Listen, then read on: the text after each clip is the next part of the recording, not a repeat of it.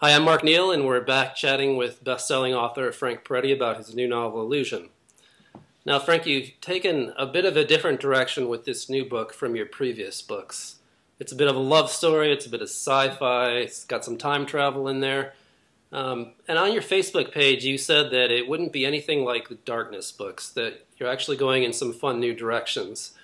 You also mentioned that it was an allegory of Christ and his bride and a very honest work coming from deep within you. Can you give us kind of the story behind Illusion?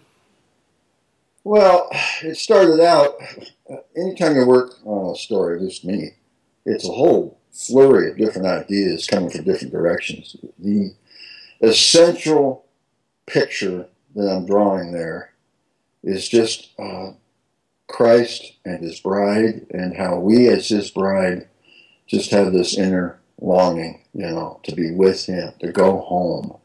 And so throughout the story, it's almost like an odyssey where Mandy, the lead character, is lost, without direction, without identity, doesn't know where she is, but there's one compelling desire in her heart, and that is to be back home where she belongs. And a lot of the story deals with her finding out where that is and who she is and where she belongs.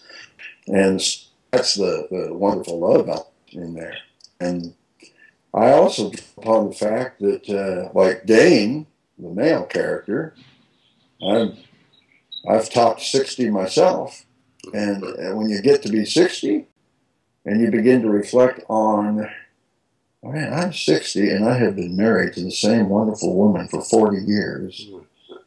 Boy, you really start to look back over the years and how absolutely incredible it is to have one woman love you for that long.